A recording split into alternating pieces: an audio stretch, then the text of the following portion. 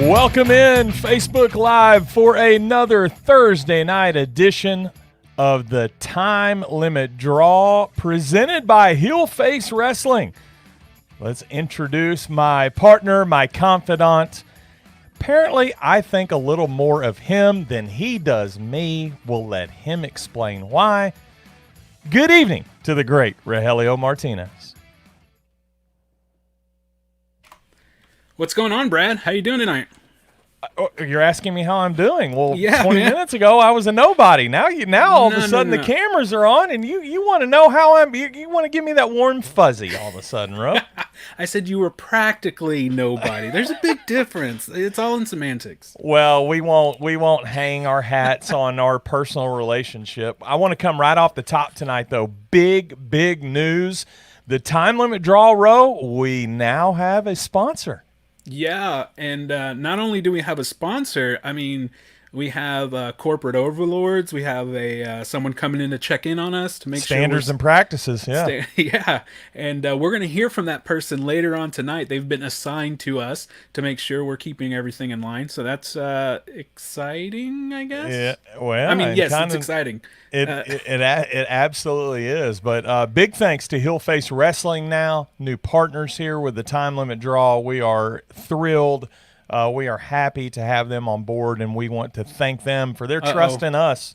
We already got them checking in on us. Oh, boy, they're already watching. But we do want to thank them for their trust in us to try to put out a show that you can enjoy each and every Thursday night.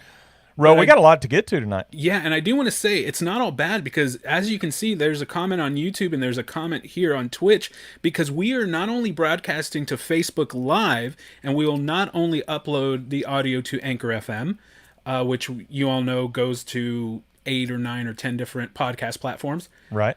We're also streaming live on Twitch and YouTube on the Heel Face Wrestling accounts. So that's really exciting. We are everywhere. We are everywhere. We are now the most watched, without question, the most watched podcast in the southernmost parts of the Metroplex. So we're excited about that. A little jab there. Southwest part of the Metroplex. Right. But we are excited about that. But, Ro, we're also equally excited. Just like we do each week, we hit a large number of topics. We got a lot to talk about. And why don't you give folks watching tonight a little preview of what they can expect? Well, as we have been talking about the last couple weeks, and more specifically last week, we mentioned we have a new segment that's going to be a pretty often recurring segment that we're excited about. Last week, we were asking for our listeners to help us out with a name for this segment, and they did. They delivered. So we got a name for our top 5 list segment because we talk about, we do talk about wrestling movies, not wrestling movies, well, sometimes, but wrestling, movies, food, sports.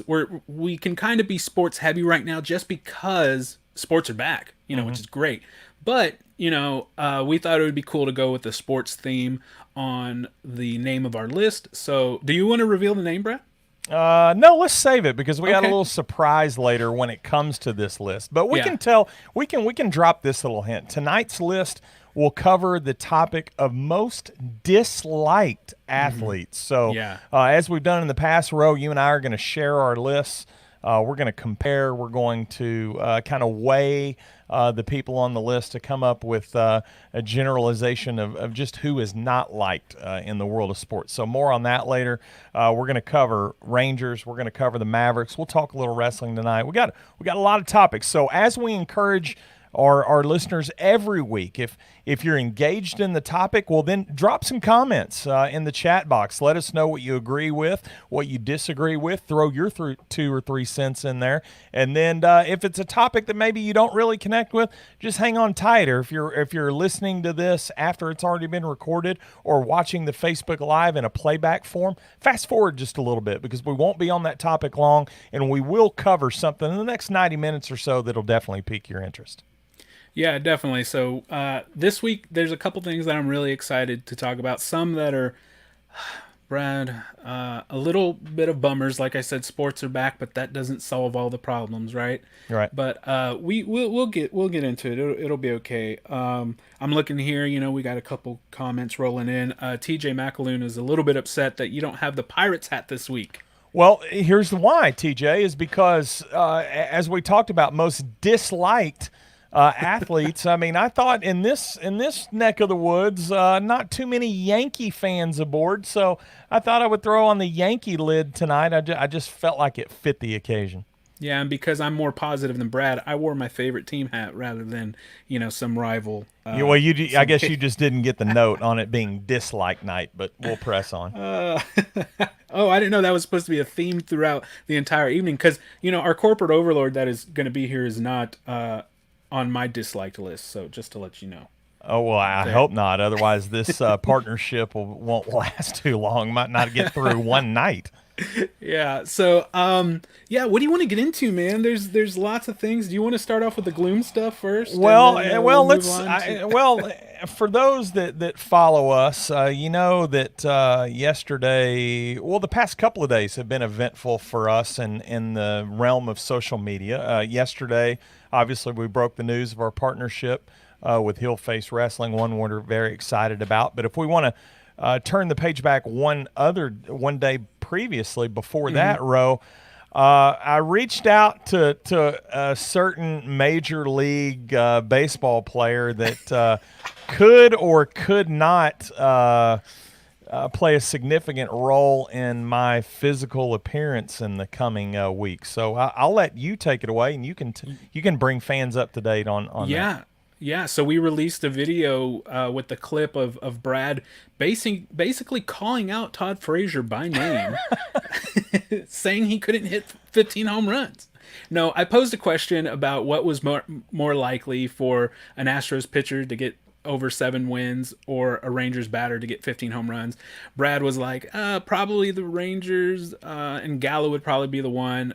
I, as a Todd Frazier supporter, was like, hey, Todd could pull it out. And Brad was bold enough to say that if Todd Frazier hits 15 home runs, A, he's going to shave his head bald on the show.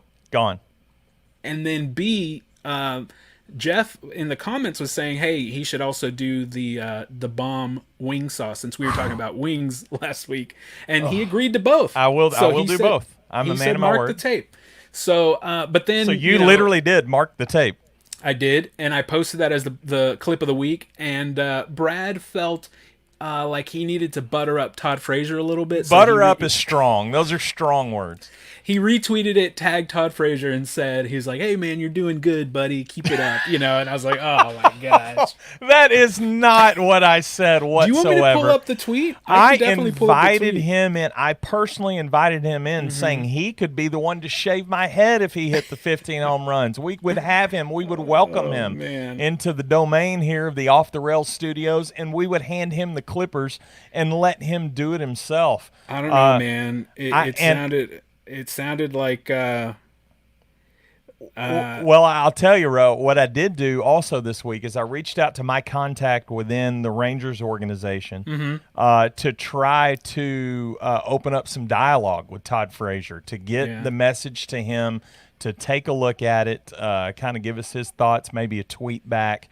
Hopefully a follow, cheap plug, something along those lines. But you invited him. You invited him to come shave your head. He said if he continues to hit in the fashion he did last night, looks like I'm getting my head shaved. And then he said, "Keep up the good work, Todd." Well, I want to know. I don't want to get off on the wrong foot here, Ro, and I don't want to come across as the person that doesn't support our local athletes. I absolutely support the Texas Rangers. Right. It's just a feat that I think would be difficult for any Texas Ranger, and Todd Frazier is unfortunately on that list.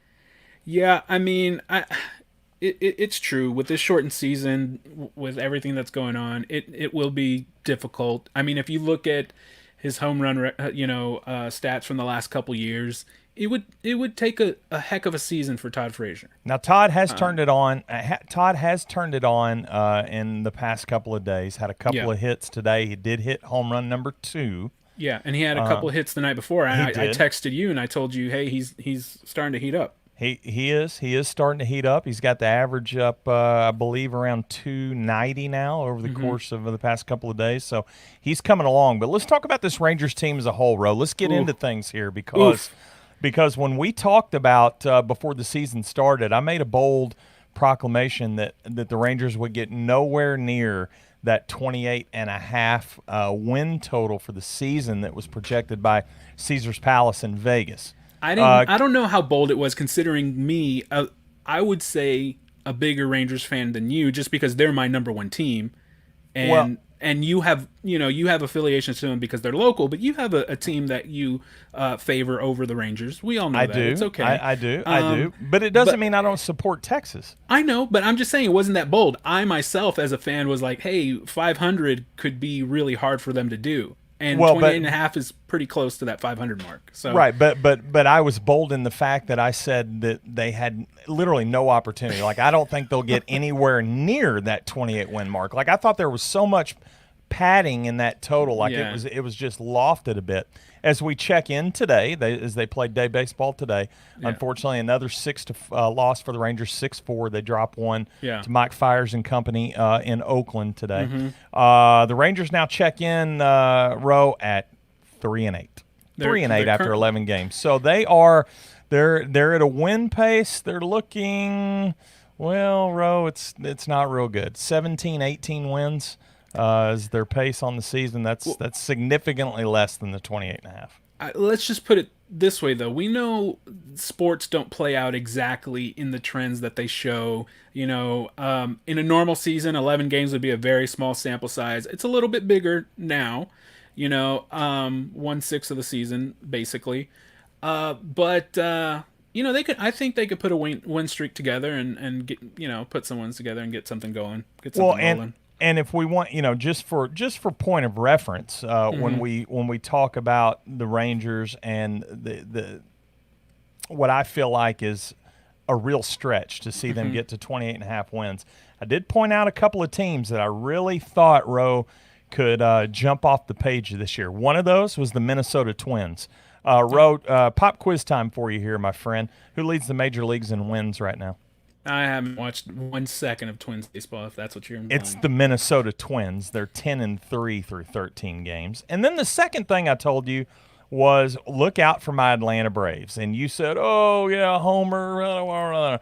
Braves at 8-5. They're hanging around, Ro. They're right there at the top of the East. Now, Miami's off to a hot start, had played fewer games, obviously, with their coronavirus outbreak, but the Marlins are 5-1. I mean, let's give them their due. All it takes is a couple corona injuries, a couple real injuries, and a team is completely changed. I mean, the Rangers put out a different lineup every night right now. I was going to get into this a little bit later, and you know what? I'm going to hold this off because I have a rant to get into. But let's look at some positives real quick, if we will. Last week we talked about Lance Lynn and how he's been a positive. He might be the best pitcher in baseball right now, and I mean that with all sincerity. He doesn't have a win to show for it, or he does from opening day. One win, yeah. 1-0, but man, he's given up one run. One run. He's been lights out. It's been awesome to watch.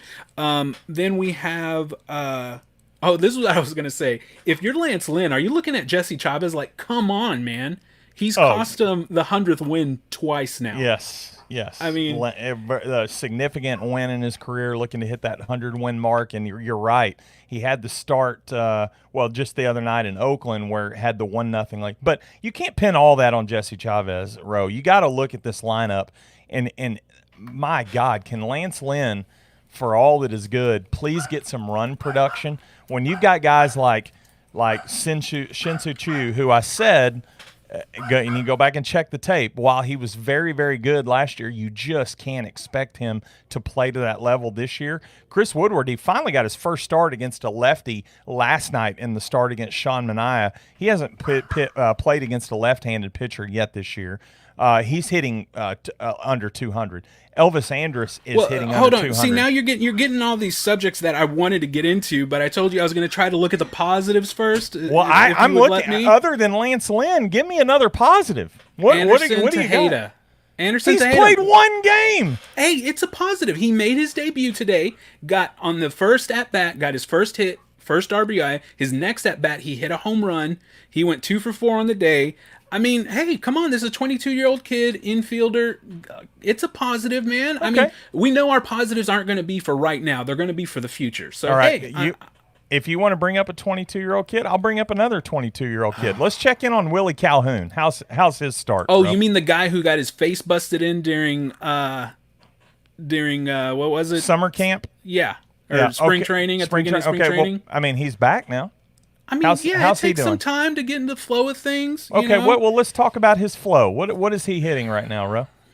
It's under 100. Under 100. It's under 50. It's 0-43. He's 1 for 23 is Willie Calhoun. Okay. So my point obviously being, you don't understand what positives mean because right now we haven't turned the page yet.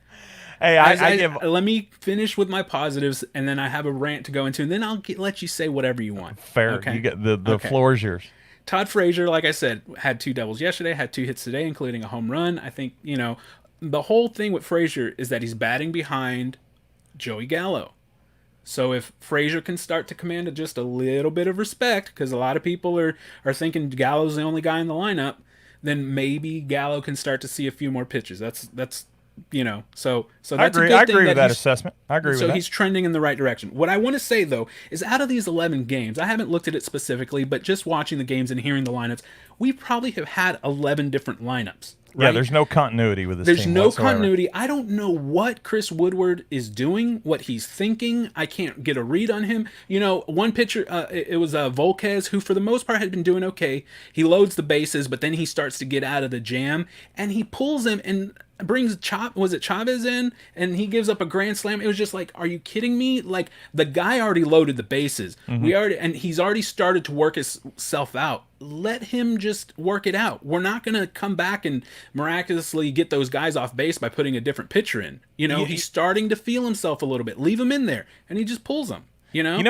What's interesting with Chris Woodward, and I think you bring up a great topic, is, and obviously we're talking small sample size, right? We've seen him manage this club for 11 games. But a couple of things that really stand out to me that I think could potentially be issues between Woodward and upper management as this thing develops. He is very he's almost baseball 101, right? He's very textbook in the way that he manages games and the way that he either favors or has uncertainties about players on this club. For example, and put your ownership hat on for a minute. Let's pretend you own the Rangers, right? You're paying Shin-Soo Choo $20 million. Highest paid player on this team. And he can't get in the lineup against left-handed pitching. If I'm an owner and I'm paying him $20 million, whether he can do it or not, and obviously I think I have a little more confidence in Shin-Soo Choo and what he can do against lefties than maybe Chris Woodward does with his uncertainties at this point. But with all that, putting all that aside, if I've got somebody I'm paying $20 million and he's a position player, I want him in the lineup more days than not. Yeah, and that's the thing that's been kind of annoying to me because, look, let's look at the big picture. I know we don't have – this is the problem. Chris Woodward is managing like it's a 60-game season, right? Yeah. Like it's a short thing, and that's not going to help anybody. If you just look at our team on paper, the only way that things are going to go right is if it just clicks. And if it's not clicking, then just get some experience out of it. Get some positives out of it. If you're going to experiment, do it creatively and with a purpose. Don't do it to where it seems like you're just throwing things against the wall and seeing what sticks. Choo should be in there, and the fact if we look at past seasons, we know Choo has had a slow start. He's a slow starter. Give him consistency, man. He's a vet. He deserves it. You're right. He's getting paid like a star. He should be out there playing. And he's had a couple leadoff home runs. Not only leadoff, I mean first pitch. Right. And one of those was against Sean Manaea. So he's not in lineups against left-handers. And then the first time he's in there, I mean, can't do any better than hitting a bomb, right? And give him an opportunity. His on base is decent. for right now, if you compare it to the struggling batting average, Right. the on base plus slugging before today's game, I didn't see after, but before today's game was okay because of Yes. those home runs. But he just needs some consistency, and that's what I want to see. First of all, he already distrusts Chris Woodard because last year opening day he did that whole lefty righty matchup thing and Yes. didn't start Chu on opening day. Right. And then he later on came out and said that was a mistake. Duh. Yeah. I could have told you that, Chris. Right. And so, yeah, he does things kind of by the book, but you got to understand it's all about the scenario and situation that's right in front of you, know? And, yeah, maybe Wash went with his gut a little too much, but, I prefer a guy that'll go with his gut than a guy who's going to just, kind of see like, oh, will this work? Will this work? Will this work?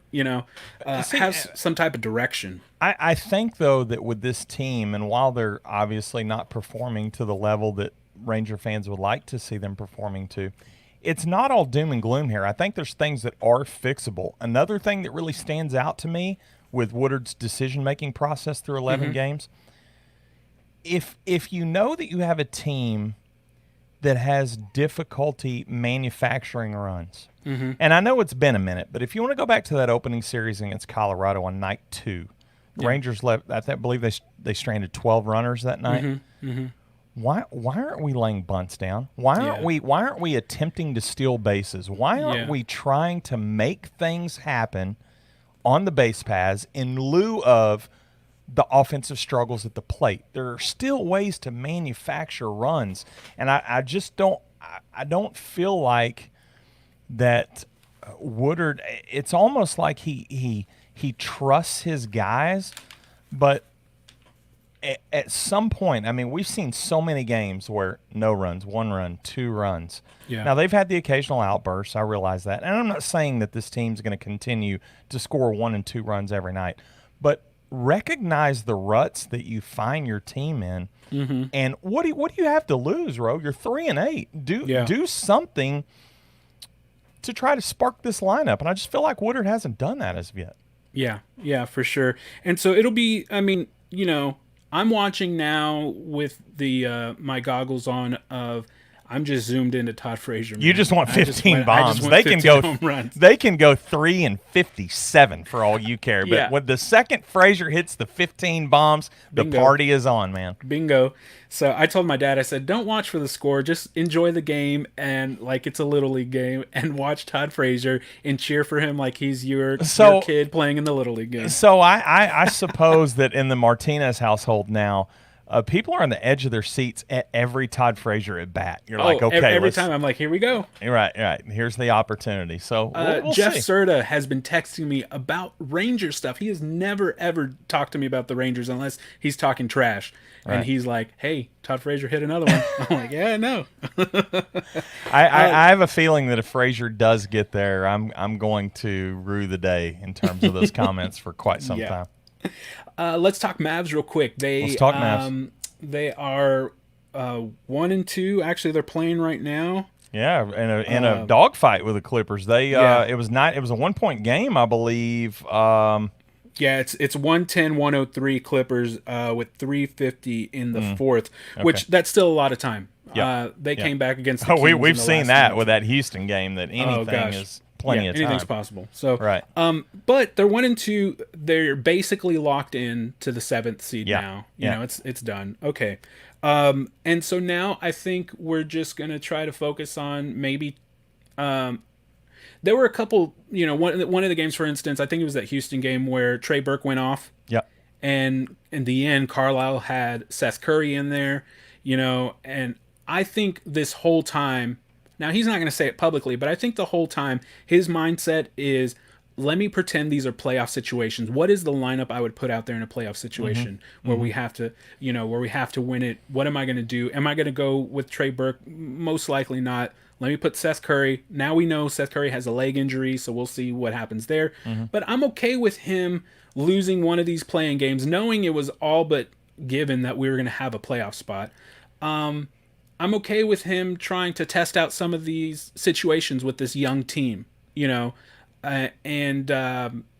things didn't go exactly how they wanted to, but in the playoffs, those situations will cost you a lot more than they do in a situation like this.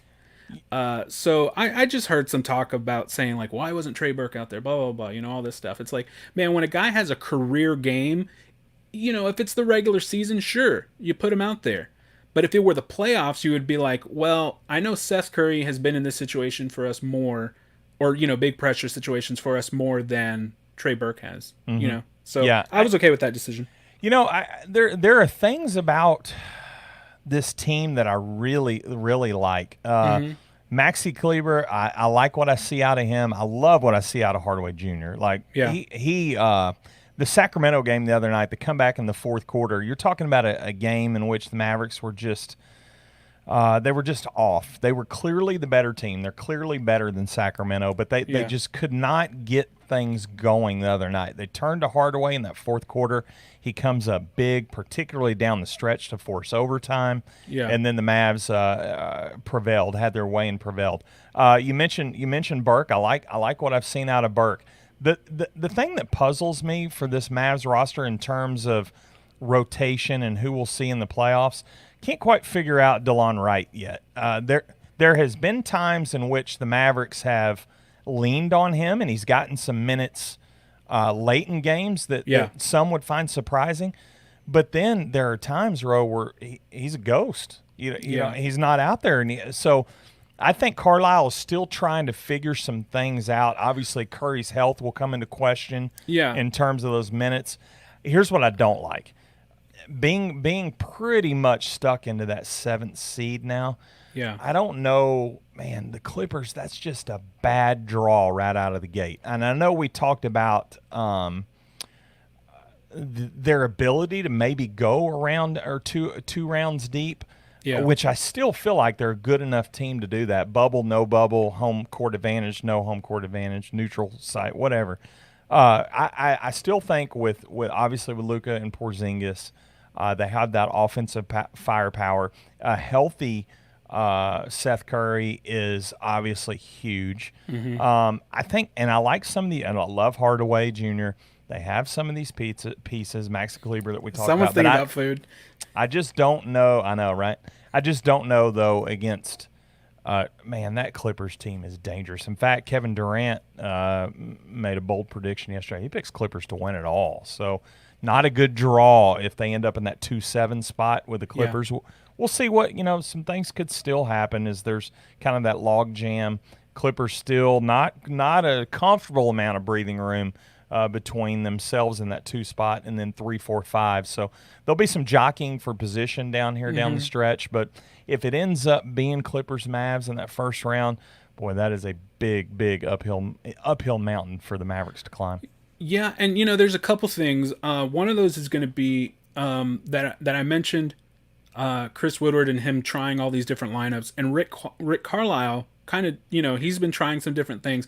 But like I said, the big difference is, one, Rick has a track record with us fans, and just in his career. But also, like I said, I'm okay with experimentation as long as it's intentional and with a purpose. And I think Rick has a purpose to some of those different lineups that he's trying out. Like tonight with Seth Curry out, he put Boban in at center. Yes, and, to start the game. And he only got like 5 minutes. He was in there for the first couple of minutes off the floor and then barely cracked the lineup again. That was kind of strange. But yeah, so, maybe he saw something he didn't like or saw that they were running something a little different, or maybe he just wanted to kind of throw a different look at them just to see how they would react, you know. Right. We know that Doc Rivers is a really good coach as well. Yes. So, there could be some mind games there as well. But you never know. Being on a neutral court, obviously you don't want to see the Mavs get in a situation like they got in the second half of that Phoenix game where they were literally shooting the ball into the basket the size of a dime. Yeah. Struggling shooting the ball in the second half. And that's what this team is known for, particularly in transition. They shoot the ball well. Yeah. Against the Clippers in a playoff series, you just can't be afforded nights where you're, 20% from 3-point range. Just cannot happen. Yeah, and the other thing I was going to say is no matter what, the other thing that's going to be really good is if they end up playing the Clippers in the first round, they're going to get, as a team, some really good playoff experiences. Oh, absolutely. And for the future, it's big. It's a great thing to build on. It's a building block, no question. Yeah, and the fact that a lot of these guys are young, it's good for them to experience it together. And so yeah, I'm excited. Either way, it's going to be cool. I hope we see some interesting things leading up to the playoffs, because now, like we said, the seeding for the Mavs is pretty much locked in. So Did you see the Sacramento game the other night? Luka had 20 rebounds. 20. Yeah. Insane.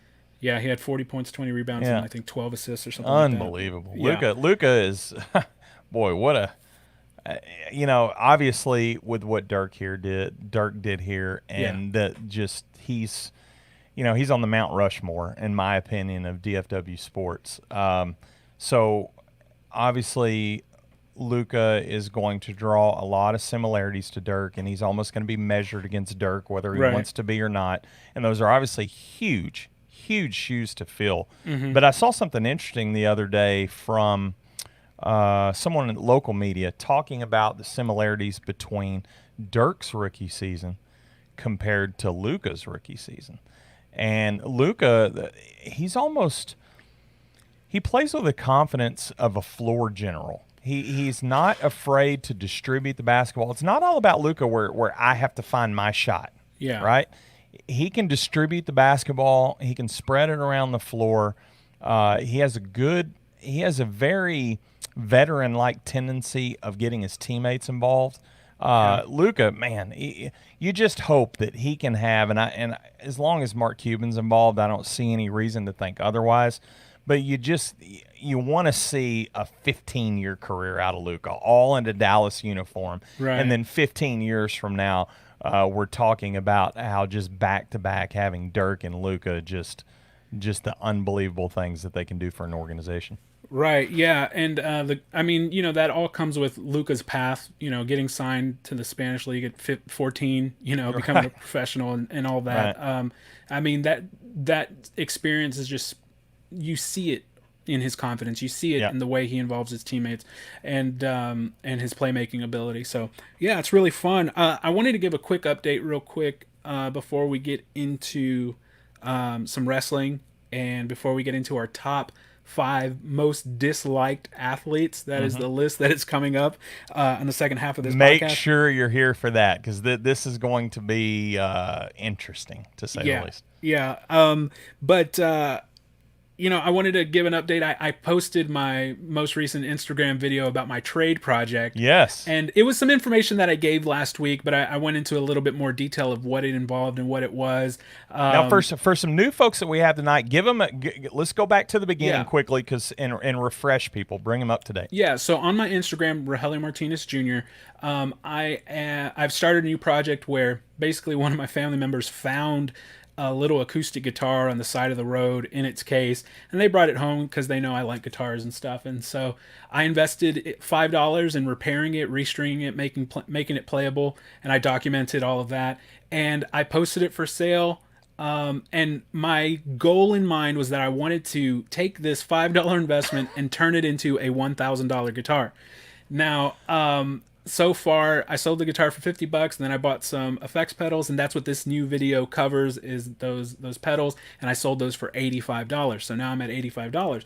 But obviously, when I post, the posts are behind what's actually going on, because I don't want to try to sell something and everybody know how much I paid for it already. Right. So what's interesting is I have a lot of my own personal gear for sale as well. So no one really knows what I got in a trade or what was part of this trade project or what, So, but I have in mind what I want to spend that $85 on to make my next step up.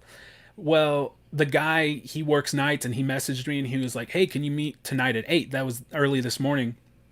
And I was about to text him back, and I was like, "Sure, yeah, I can meet at 8. I don't have anything going on." And then you're like, "No, I have bosses to answer to." Yeah, and then I was like, "Oh, wait, I have a podcast to do." And I was like, "Hey, I got my days mixed up, and I'm not available tonight." And he's like, "Well, I got this going on tomorrow and all this stuff." So I was like, "Okay, well, since he works overnight, he's actually going to pass through about 5 or 6 in the morning where I am." Oh, so wow, you're committed.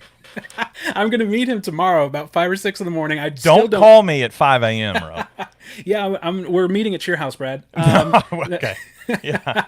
But yeah, so I'm committed to this, and I'm really excited because I have a couple. There's a couple dominoes that I'm just waiting to fall, and I will be fast tracked to that $1,000 guitar. I'm really excited about it. But yeah, I think I have full confidence. Just to be up front here, I think you're Yeah. going to get there. I think if there's anyone that can pull this off, it's definitely you. So I'm looking very much forward to the next chapter and seeing the twists and turns as you get to the ultimate goal.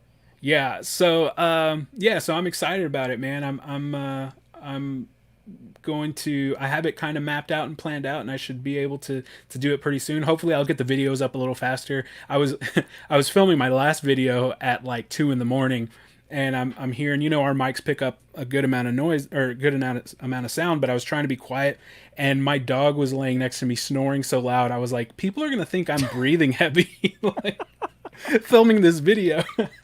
But like I said, that video is at my Instagram, Rogelio Martinez Jr. You can see how to spell Rogelio Martinez. Let's see. It's right there. For those listening on Anchor, I'm pointing to my name. And then it's just JR after that. So you can check out that video. Brad, did you want to talk a little bit of wrestling real quick before we get to the second half of our program? Yeah, let's do that. Let's talk AEW if we can do that for a minute. Another pretty good episode of Dynamite last night, highlighted by a successful spoilers here if you haven't watched it. Highlighted by a successful title defense. Moxley goes over Darby Allin, and I'll tell you, we've talked about Darby Allin a few times on this program, Ro, and this guy, he is just special from the fact that he can take an insane amount of punishment. The bumps that Darby Allin takes, they're very Shawn Michaels-esque for some of the bumps, back in the day of the Attitude Era and Shawn Michaels, and ultimately what forced his exit for a bit with lower back issues. I hope it doesn't get to that point with Darby Allin because, man, this guy, he is literally I think he would jump in front of a moving train for the sake of a good match. Darby Allin continues to amaze. You know what, Ro? I really I like what, for the most part, I like what AEW's throwing out there. Now they're going to transition into a program with Moxley and MJF, obviously. MJF continues just to cut good promo after good promo after good promo. I felt like the whole so I'm very much interested in that match that's upcoming at All Out. But I felt like they digressed a little bit, if I'm going to be a little bit critical and play armchair quarterback. I felt like they digressed a little bit in the whole Cody storyline of mixing in Matt Cardona, a.k.a. Zack Ryder, last night in a tag against the Dark Order's John Silver and Alex Reynolds. I can't connect with Cardona. I just really wish AEW wouldn't fall into that old WCW rut or Impact TNA rut of signing WWE names just for the sake of the rub, and like they're just going to propel them, slingshot them to the top. No offense to Zack Ryder, Matt Cardona, but he just doesn't. I'm more compelled to watch Cody continue with defenses against top-level indie talent or indie talent that has been signed to AEW contracts. You know what, and I like to call us out, us being the Time Limit Draw presented by Hillface Wrestling. I like to call us out when we make mistakes, and last week I made a significant one when we were talking about the Cody title defenses and which one stood out the most. And we blatantly disregarded the most significant one, and that was the defense against Eddie Kingston. That was really, really good, and it ultimately got Eddie Kingston a contract with AEW. So congratulations to him for that. But I'm more compelled to those stories that are being told, seeing Cody against the indie darlings of the world, whether it be Warhorse, Eddie Kingston, Sonny Kiss, whomever, than I am trying to reconnect friendships with guys that WWE ultimately didn't care about. Well, here's the only thing that I can think of, if I'm put myself in the position of running a company like that, if I know I have a lot of really awesome talent, a lot of indie talent that's great, that are becoming household names, and I'm trying to get more of those WWE fans who haven't given us a try. Right. One way to do that is signing some of those guys and bringing them over and putting them on there, and then someone says, my favorite wrestler left WWE and now he's with AEW. I mean, that there is some value in that. Now, if you build your promotion on that and do that for the entirety of your promotion, now that's a problem, because you want to get your homegrown guys to be as big as those names. But I think, here in the early stages of that, I'm totally okay with it. One of our good friends, Manny from Haha Toys and Collectibles, chimes in and he said AEW had some good numbers on the viewings, and I think that's a valid point, right? You need to test the waters a bit, and obviously that's what they're attempting to do with Cardona, to see what kind of maybe value he brings in terms of where he's at on the roster. But Ro, it's at the expense of guys that. We often use the term leaving meat on the bone. Mm-hmm. How about guys like Lance Hoyt? I mean, you have that big program coming into the TNT championship tournament with him. He meets Cody in the finals. We haven't seen the Murder Hawk on Dynamite since. And there's so much that he can do. If they're not going to start having more consistent pay-per-view level type stuff to have payoffs, or bring in another show. I know people consider, Dark a show. I don't consider it a show. No.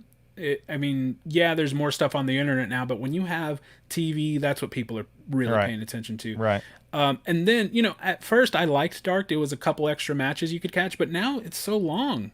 I'm just like, okay, I just want to. There's a certain matches that I hear about that I want to watch, and I'll go watch them. You know, but it feels like they're wanting to cram 9 matches into each episode. Yeah, so I think they're at the point with their roster that they need another TV show, probably. Right. We'll see what happens with that. And I agree with you. If they're going to make a move, I do think it's another show. I do not make the same mistake that WWE made with extending Raw to 3 hours. That is bad all the way around. I don't care how good your program is. It's hard to keep people invested for 3 hours if they're not there live from a TV perspective, and particularly from an empty arena type perspective. 3 hours is just, man, that's not good. And WWE, I don't want to get into WWE tonight, but I don't know if you saw this, Ro. I'll just throw this out there and let you marinate on this for a week. WWE is so desperate now in terms of filling out 3 hours of programming and the insistence on willing to be able to try anything. Do you know who they're running out there against Seth Rollins now? And Seth Rollins is a former world champion, a guy that should be the mainstay, a cornerstone of your show. Do you know who they are running out there for a SummerSlam program with Seth Rollins now? No, who's that? That would be the son of Rey Mysterio. Dominic Mysterio is facing Seth Rollins at SummerSlam. Wow. Boy, that's reaching. Woo. That's reaching. Hey, he's had a long WWE career, man. Raw, Vince, call Ro and I. We can write some stuff. We can work with that. Dominic's been there since the program with Ray and Eddie, bro. Yeah, I mean, his hair's not blonde anymore, and he got a little taller. He's taller than Dad now. Yeah. But he's going from that to SummerSlam main event. So I don't know, but AEW. That's crazy. AEW was pretty good last night. I like where they're going in most of the storylines. They continued the tease with Hangman Page to a wild 12-man tag last night with the Elite and FTR against Dark Order. Continued to tease that dissension or the misconnect between Hangman Page and the rest of the group. So we'll see where that goes as FTR kind of jockeys for position to try to get in the tag team title picture there. But all in all, a good program. I don't know why, Ro, but to me, AEW does a better job of connecting with that no audience format or putting their talent around the ring compared to obviously a WWE or even somewhat an NXT. I don't know why, but I feel a more excited vibe watching AEW than I do. And I like NXT, but I still feel like there's more of an exciting vibe watching AEW than anything WWE has to offer. Do you think it has to do with just the extra talent they have around the ring? Probably, because they're trying to create a buzz and get that talent fired up as much as they can to get into matches. And I think it's played a role. I think it's played a role in the feel that you get as you watch it. Do you think some of those indie guys are having flashbacks to having 20 people around the man, ring? I'm telling you, is guys like Fuego and Fuego's watching tonight, by the way. Fuego, big shout out to you, my man. Guys like Fuego and Brian Pillman Jr. and some of those guys that are in that live crowd environment. And, of course, get an opportunity to work dark and be seen on Dynamite, obviously great for them. But, I think that has a lot to do with it. But, and the other thing, the cosmetically, I still can't get behind that plexiglass look on NXT and WWE where they throw the hockey glass up. I get that they're doing it for safety, and I'm not judging that by any means. But from the aesthetic feel of a TV program and trying to connect, it feels like that plexiglass is truly a wall and trying to connect the people, the plants that are in the crowd with the talent in the ring. Sweet. I just do you want to give a monologue real quick as I as you go black, and I guess this will be as good a time as any to thank our friends at Anchor FM, who are great partners in getting the Time Limit Draw presented by Heel Face Wrestling out to the masses. We encourage all of our listeners to check in at anchor.fm/the Time Limit Draw. You can find our product. You can find our show there.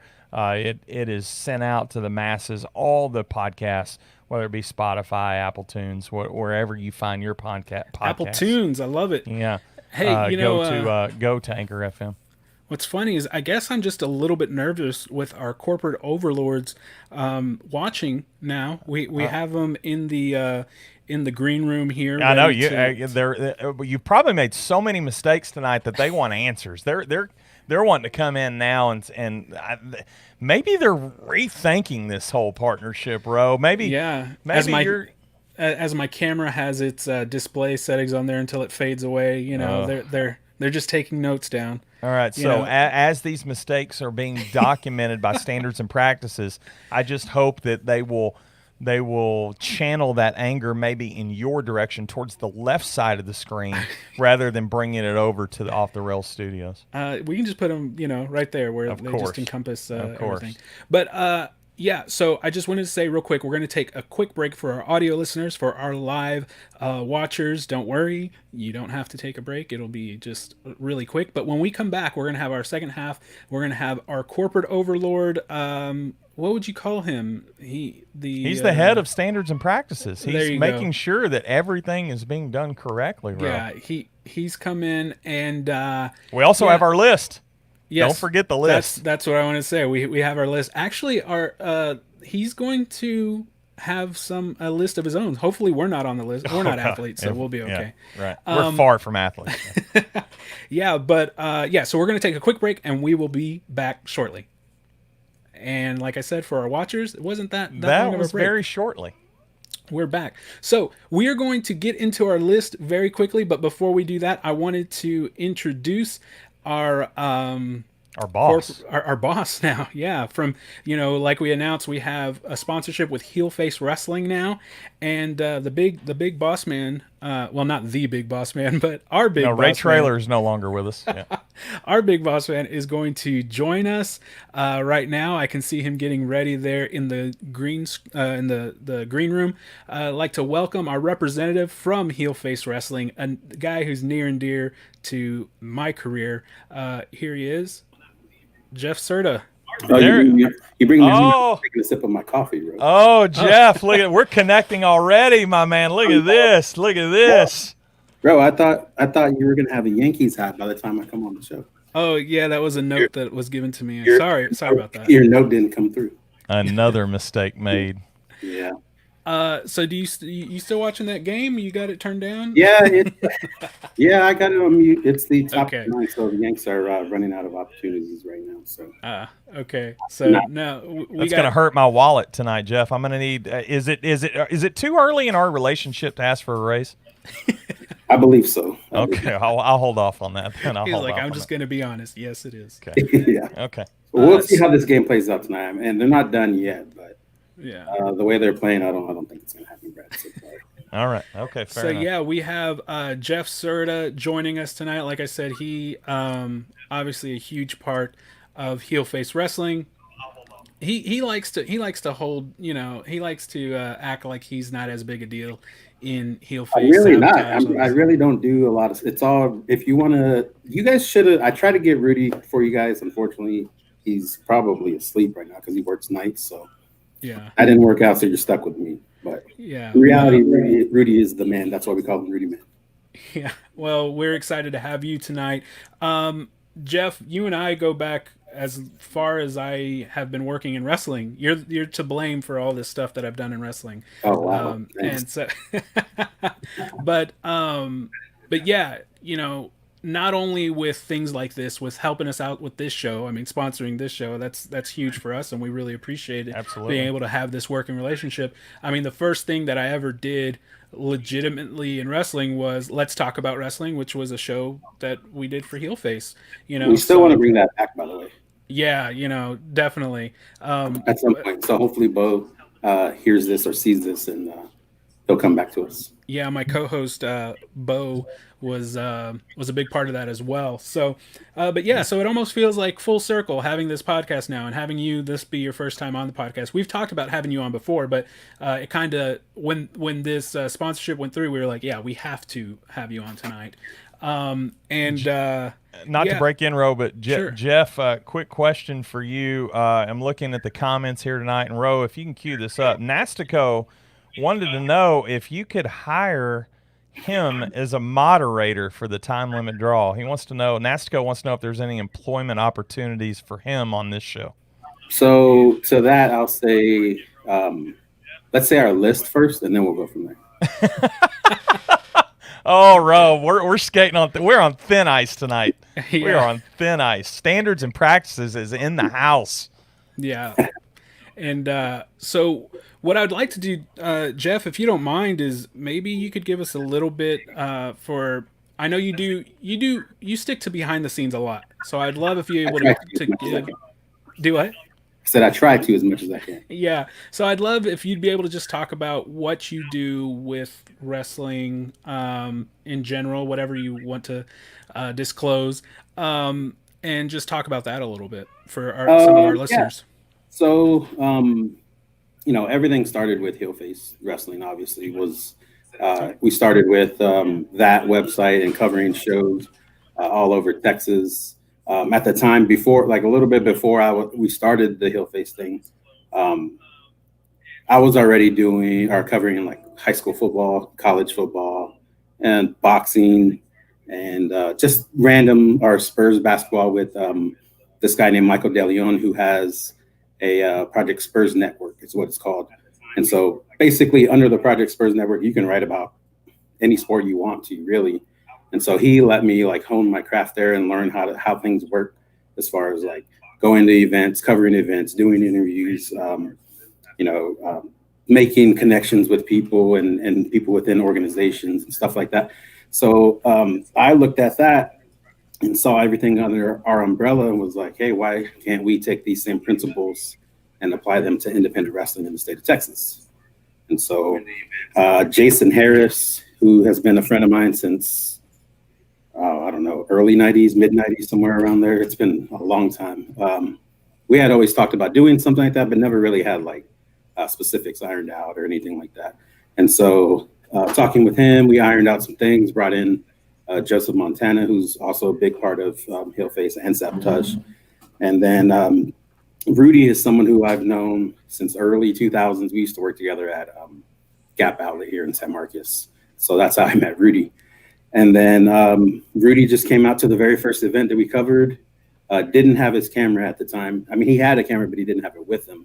And he was like, hey, I have a camera. you guys need anyone to like film stuff? And we're like, sure. We didn't never really think to film anything. We're kind of just like covering it, like the same way you, Brad, would go to a game and cover a game, taking notes, getting questions ready for post-game interviews and all that. So I was like, yeah, bring your camera next time to the next event, start filming. And, it just kind of snowballed from there. We started going to a bunch of people started reaching out and saying, hey, I saw you go to this show. Can you come to our show?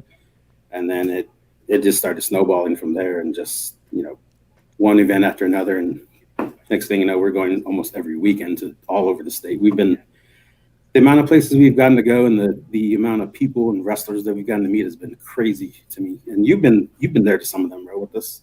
Yeah. Some of the different events that we've gotten to cover. And we look at, you were talking one time, I'm not going to say any names, but we were out of state and we're just like, wow, we're really doing this. Like, this is what we're doing. Like, we started in small town in Texas, and now we're all over here doing this. You know what? To give Heel Face their due, Ro, I got a pretty cool story to share. The first time that I met Jeff and Rudy was DCW Volume 5 when we had the show in Grapevine, and I knew very much of Heel Face Wrestling, but I didn't have any type of personal connection to Jeff or Rudy at the time, and never met them.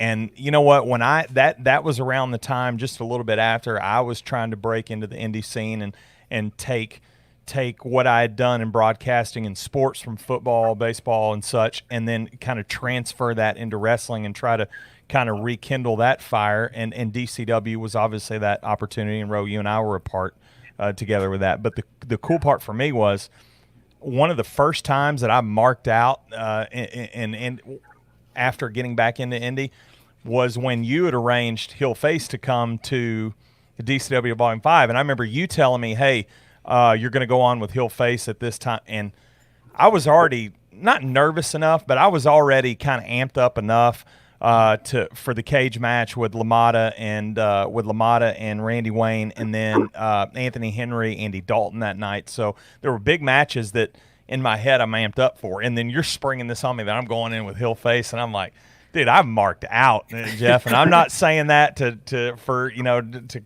create a laugh. I'm being dead serious. Like, I was like, dude, like I felt like that was the first form of validity for me and the small things that I've done in indie wrestling. Like, the validity for me was being recognized and being talked to by the folks at Heel Face. So for me, that was a cool point. And I know that you guys had a long journey far before then to get to where you have now. And I mean, you guys are I know you're not going to toot your own horn, but you guys are well known now. I think you without question play a significant role in the landscape of independent wrestling, particularly in the Texas scene. So, like, for me, dude, that was a night for me. I won't forget that one. That was really cool.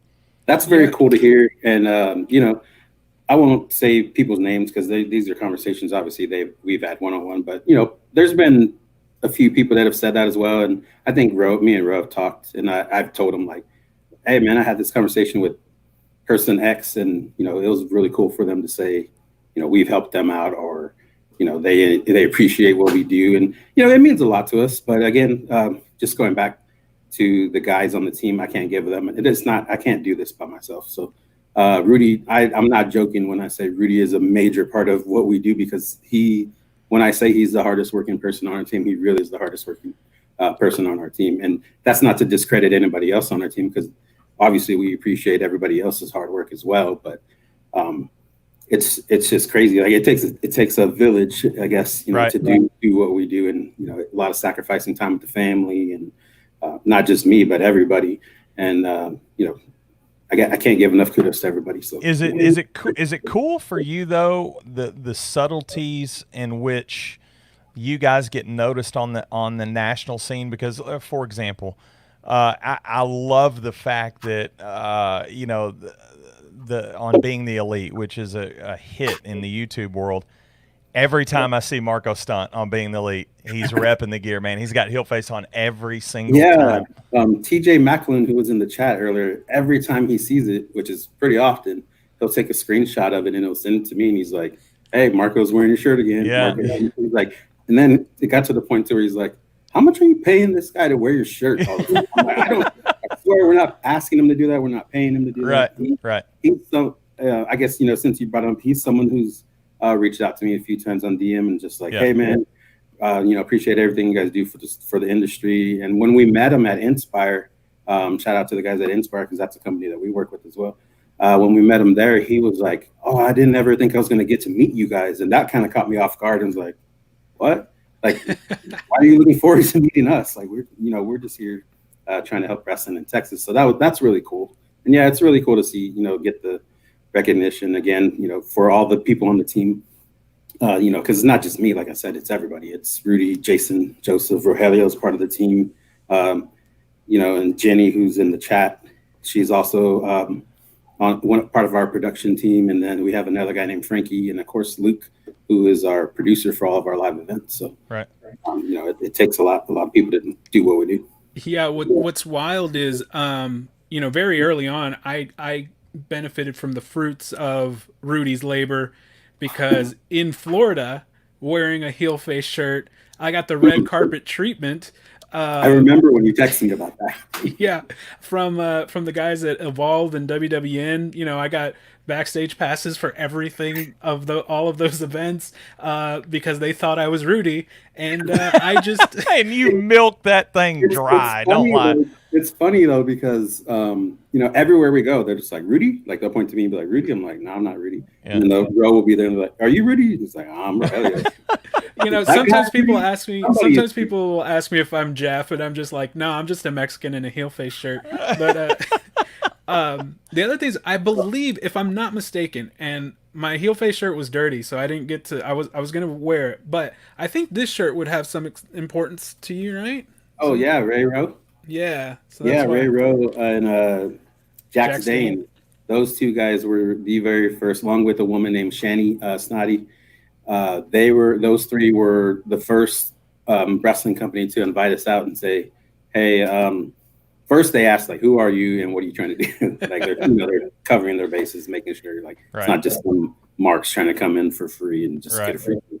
So, they sent Shani to, message me and ask, who are you? What are you trying to do? And then, I just let her know, hey, I've done this with, football, basketball, boxing, all types of other events or other sports. And we're just trying to turn that into this to present or create a platform for other people, because we felt like the platform didn't exist for Texas wrestling at the time. Yeah. And so we were trying to create that and make that and help people, elevate their or get attention on them, and hopefully they can elevate and go to the next level.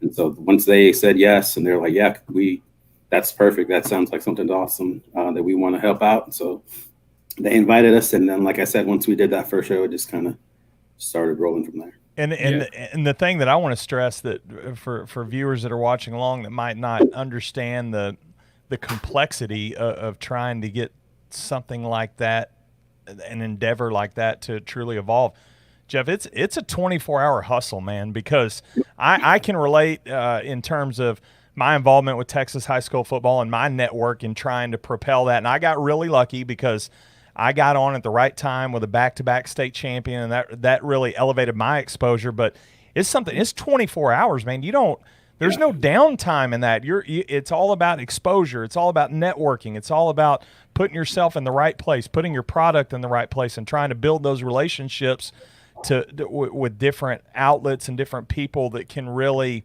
can really expand your brand. Yeah, and I've been going back to my high school football days. I've been at like family dinners, and a head coach, he doesn't have time for a call. He might be in another meeting, or it might be reviewing tape or whatever the case may be. And he's like, I can text back and forth with you, but I can't talk on the phone. I'm like, that's fine. And I'll be at a family dinner, and I'm just constantly back and forth with this coach, like, asking all my questions, trying to get information, trying to get stuff for my preview for the next game. And, my family's like, hey, would you please put the phone down? Like, we're trying to have a dinner.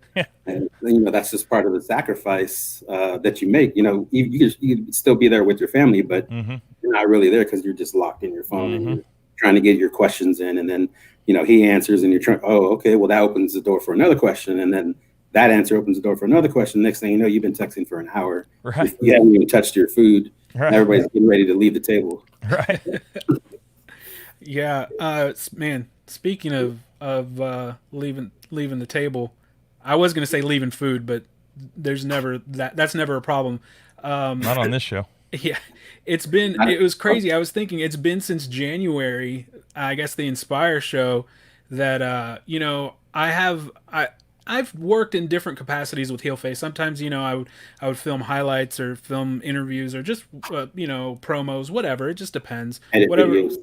Yeah, whatever needs to be done. And so, but we always had this routine, especially after Inspire shows. We'd go out to, occasionally it was Pluckers. We found a little place called Bender's, and we would just go out there and kind of decompress from the show. And, I would crash on Jeff's couch, and it's just become this whole routine.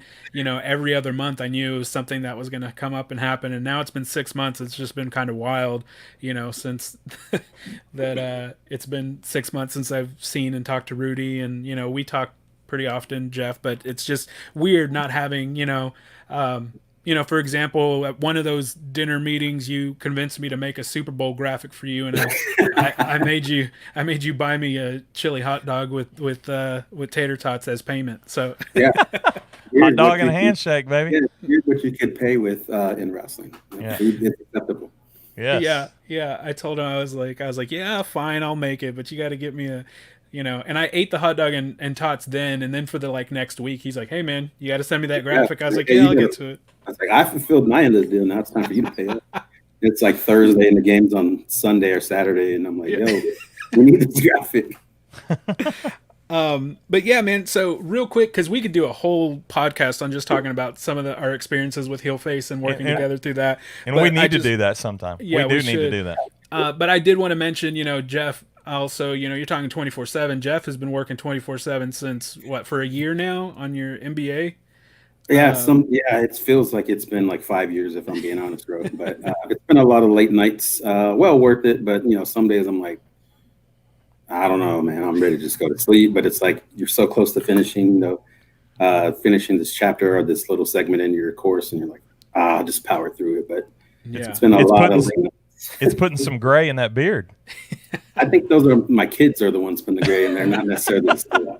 Well, the school's probably adding a little bit, but I'd say it's probably more so my kids. Yeah, but yeah, I just want to say that's awesome. You've been at it a year, probably set to graduate ahead of schedule which is amazing. Way ahead of schedule. When I graduate until like 2023, so I'm probably going to graduate in 2021, early 2021, if I stick with it. When I finished with my bachelor's, I was like, that was hard enough. I'm never, ever, ever going for a graduate degree. So anytime anyone does, it's a major accomplishment and something that's really awesome. So I just wanted to say congrats on that. I saw your post today that it had been a year. So, now it's a very special time. The reason our corporate overlord is here, our big boss, it is time for, what are we doing today? Oh, wait. Sorry, we got another segment first because I wanted to make sure to talk to you about this, Jeff. It's our Back in Time segment. 1 year ago this week, it's Thursday, so the first Thursday in August, 1 year ago was Más Brutal, the second show that Lucha Brutal ever put on. So that was awesome. And in fact, to celebrate this weekend, we will be uploading the full Más Brutal show to YouTube. I know we showed it not too long ago on the Heelface Wrestling Twitch. But we're going to go ahead and upload it to our YouTube channel, Lucha Brutal YouTube channel. And that show had some really awesome matches, including the main event, which was Ricky Starks and Gino, which was just killer. So you don't want to miss that match. We'll be putting that on YouTube. Some of the other matches also include ASF and Will Allday. We had our first time ever tag team champions crowned. It was Real Life versus Fun and Sexy. That match is on there as well. And Fuego del Sol versus Adrian Ayala. That was a killer match. So, that is our... you got a lot of good people on that show. Yeah, that was a fun one. So that was actually, let me see. I'm really bad at pointing at stuff. That was this poster right here. That is... Yeah, right there. There it is. But our second Back in Time of this week, on the 4th, on August 4th, so it was a couple days ago, was, have y'all ever seen, I'm sure our sports fans know it, it's Nolan Ryan getting in an altercation with Robin Ventura when they showed that today during the Yankees game. I'm not exactly, I guess because it's the anniversary, right? Yeah, but they showed it earlier in the game today, and I was like, oh, that was great. Yeah, so Robin Ventura gets hit by a Nolan Ryan pitch. A young Robin Ventura charges the mound against a much grislier Nolan Ryan in a Texas Rangers uniform, and he gets Nolan Ryan grabs him in headlocks and gives him a few licks. And he beats the brakes off of him, Ro. Yeah, let's just be honest. He beats the brakes off Robin Ventura. Yeah, it is great. And so the reason we wanted to play that is because that takes us to, for a lot of Texas Rangers fans, for a long time, Robin Ventura was a very disliked athlete. And so that brings us to our top 5 list this week. And because we've gotten a sponsorship, we've got all these sponsor dollars coming in. We can do a lot with production now. Yeah, exactly. We've been able to afford some. Wait, hold on. Did y'all hear the Back in Time? No, thing? We did not. Oh, man. No. I played it twice. My bad. That was my bad. He's taking notes. Okay, yeah. Jeff's taking notes. Yeah. Right now. Oh, crap. Brad, you might need a new co-host next week. Can we just get an engineer? That would help us out a lot if we had a sound engineer. I'll see if Rudy's available. I doubt it. And so, but because we got all these big sponsor dollars in, we were able to get a theme song for our new segment. And so now debuting the name of our new segment, our top 5 list will now forevermore be known as... Let's count them down. High five! High five! High five!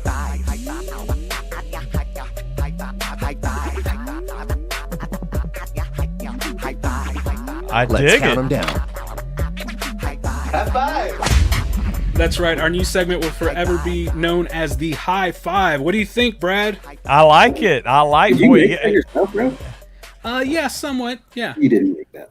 No. It's nice. It's a song called High Five, and then I mixed in a bunch of different stuff. So, the beauty now of the Time Limit Draw presented by Heel Face Wrestling is we now have a budget. I mean, we can do some things production wise. So that's tip of the cap, bro. That's solid work. I like the name High Five.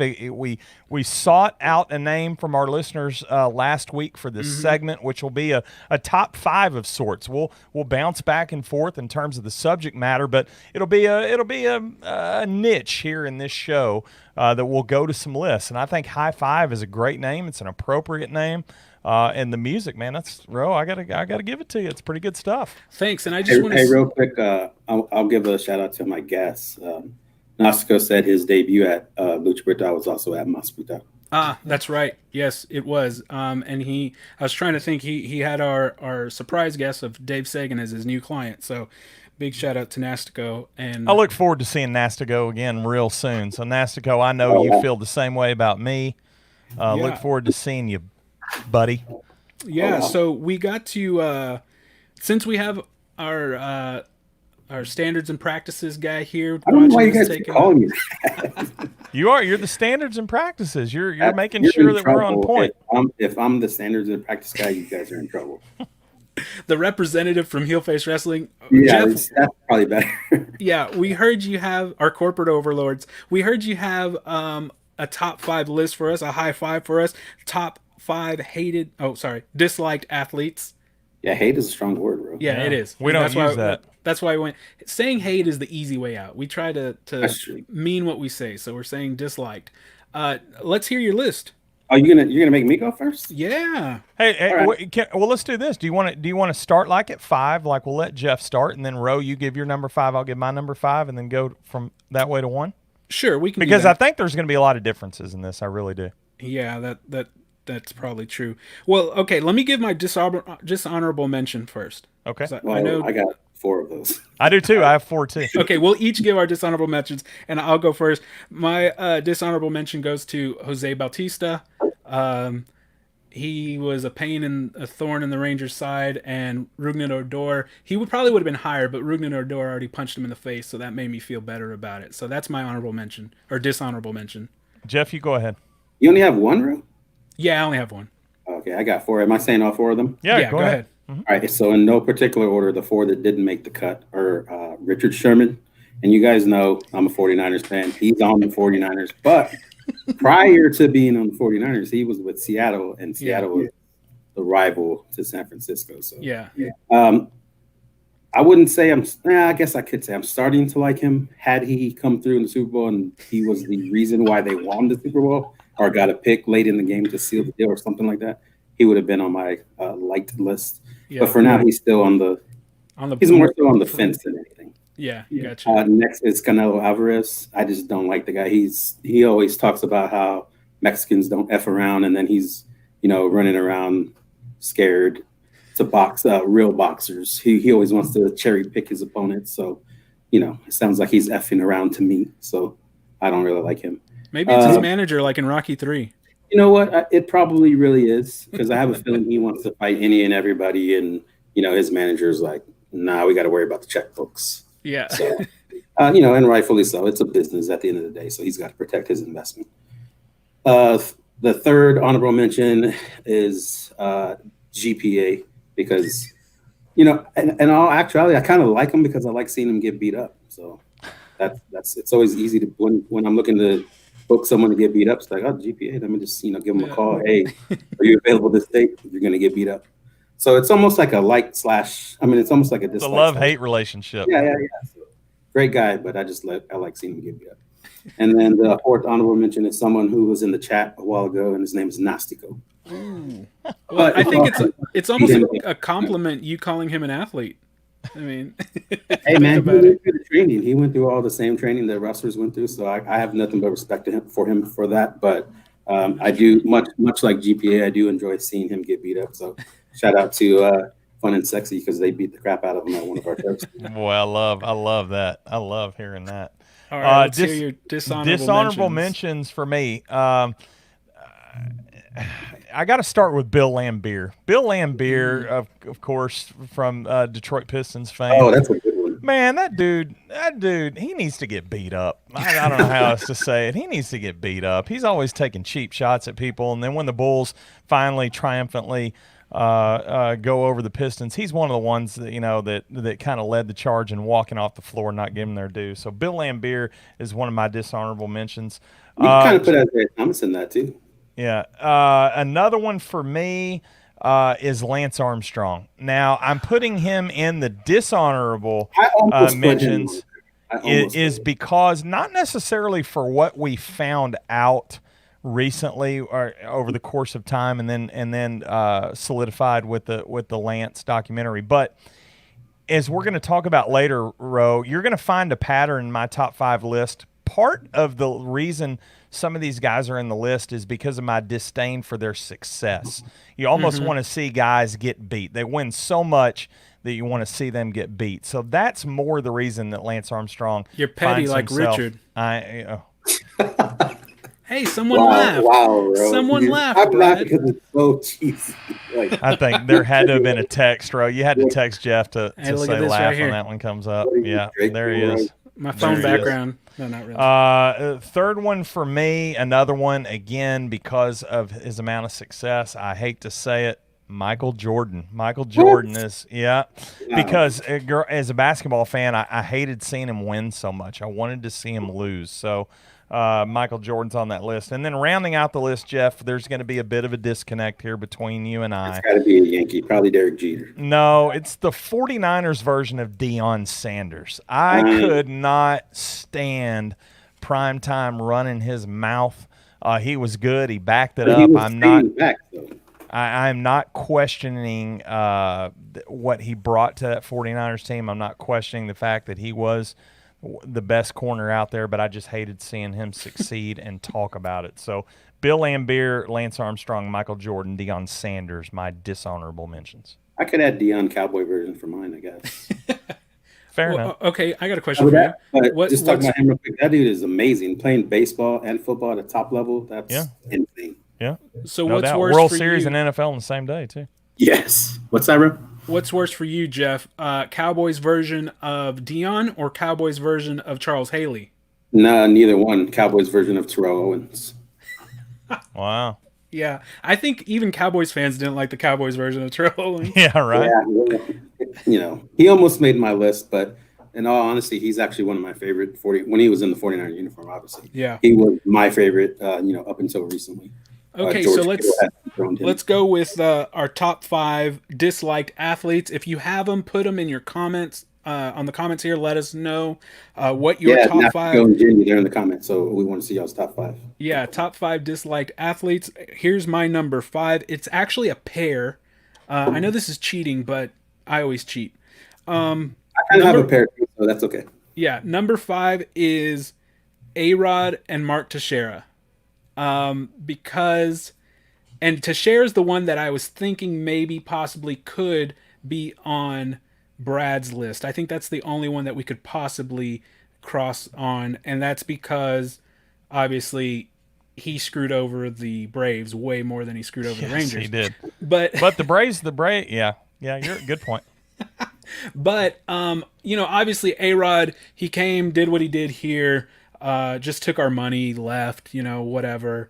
Teixeira, I know he was traded, but he kind of got this there was some misunderstanding on if he said he wanted to be traded or not. Whatever, doesn't matter. When he left, I hated seeing him come back and play against us in either a Angels uniform or a Yankees uniform. It disgusted me. So we always have this Yankees uniform too, Rose. So there's that. Yeah, so we always used to have this saying in my house: we hate former Rangers. Wow. But once they leave the team, get out of here. I don't care. But they're my number 5s. The feelings that I would get from him, and the only reason they're so low is because they're no longer playing. But A-Rod and Mark Teixeira. Jeff, who you got checking in at number 5? At number 5, and this goes back to you, Brad, how you dislike Jordan because he won so much. And I want to, say this before I even start on my top 5. By no means am I saying these guys suck. Right. Or anything like that. Right. Because clearly they're on this list because they're probably really good. Sure. So number 5 is Floyd Mayweather. Cannot stand the guy. I think he boxes boring, but he's smart. He's a really great boxer. Like I said, by no means am I saying that he sucks. He's a very smart boxer, but I just wanted to see him lose, and he never lost. So he's number 5 for me. I can definitely sympathize with that, no question. For me, my number 5, I go back to my roots. I go back to my childhood as really becoming a fan of sports and understanding the different personalities in sports. And this was a personality that right out of the gate as a young kid, I'm like, man, this guy never shuts up. He never quits complaining. He's always whining. Just nothing is ever positive on any front. And I go to the world of tennis. My number 5, John McEnroe. God, I could not stand John McEnroe. That stupid ass haircut of his looked like just the frizzly hair coming out of the top. He always had that long, look on his face, always complaining. The ball was always in or it was out. There was always oh my God, I couldn't stand him. John McEnroe, my number 5. That's borderline hate right there, Brad. Yeah, I didn't like him. Couldn't stand him. Man, if that's number 5, I'm kind of scared for the rest of the list. Oh, I got more. Very passionate. Did you see Jenny put her list on the Facebook chat, bro? My it's been a little delayed on the comments from that, so I will pull it up on my phone. It's the same person, 1 through 5. It's Nastica. Okay. Well, that's warranted. That's a very good. I'm a fan of that list then. So my number 4. And, some people might think it's in poor taste. But the fact of the matter is, much like you, Jeff, it's not because I think he was a bad player. I just, he frustrated the heck out of me. I didn't want to play against him. If I did, I wanted to beat him. This is one of those things. And this is actually almost a sign of it's more of a sign of respect rather than an insult. I'm not going Brad on John McEnroe levels for this person, but I always disliked Kobe Bryant. What? Great player.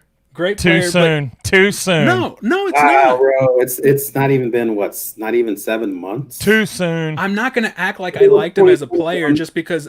Yes, I mourn the loss of a person. But as a player, the player career ended when he retired. So, there was that's why he's lower on the list.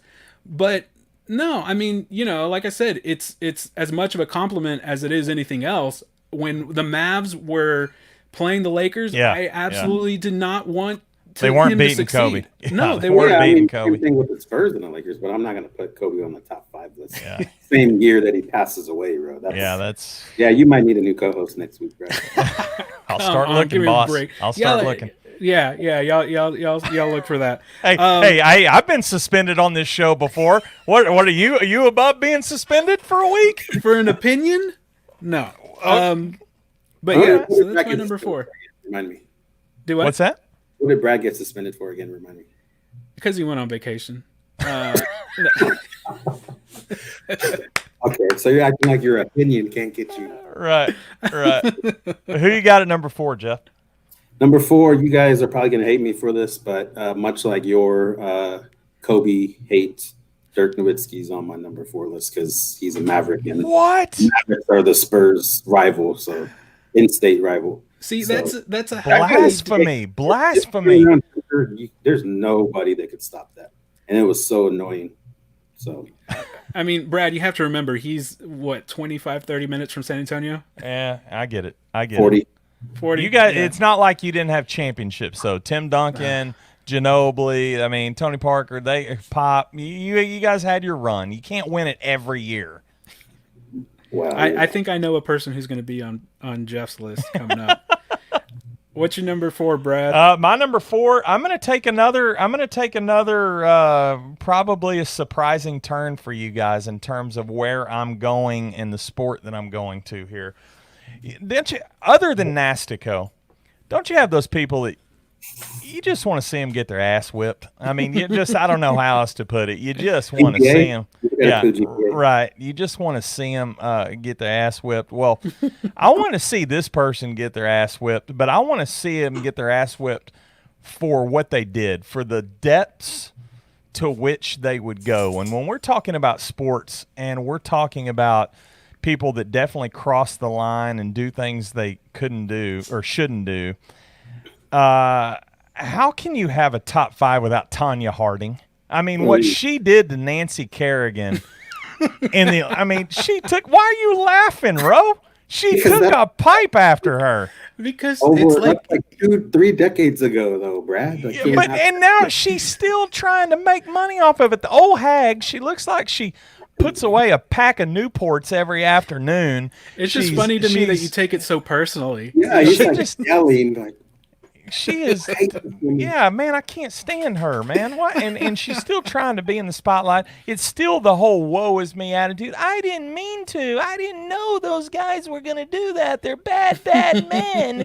Give me a break. You orchestrated the whole bit because you knew that stood in your way of medaling in the Olympics. You weren't that good to begin with. You Wow. piece of garbage. Go back to Flint, Michigan, or wherever you're living, and rot away and leave us all alone. Wow. I think she did that, Brad. Yeah. Hey, I'm going to get more heated as we go. We're just at number All right. 4. Okay, well, number 3. My number 3, and I think mine might be a little heavier. I have 3 on my top list that are basketball players just because, I'm kind of in that mode right now. I feel like I don't have much room with baseball to talk just because we're not in the best of places, but whatever. Number 3 for me is Russell Westbrook. I hated him on the Thunder. I dislike him on the Rockets. I don't like his attitude. I don't like seeing him in interviews. I don't like seeing especially that whole year that he had with the Thunder where he averaged a triple-double, and it was like, well, you don't have anyone else on your team and you're just doing everything yourself. Like, of course someone has to get the numbers, right? So yeah, I don't like Yeah, Russell but if Westbrook. he's the only person on the team, the other team has the responsibility to stop him. So Well, sure, a but little bit I of- mean, bodies get in the way. Like Cuban said, he's not a star, so Wow. Damn. Wow. All right, Jeff, what do you got? Number 3. Number 3 is I'm going to switch over to baseball now, Ro, since I know you got basketball heavy. Manny Ramirez. That guy, in 2003, yeah, that was 17 years ago, but I don't forget. He threw 70-year-old coach Todd Zimmer.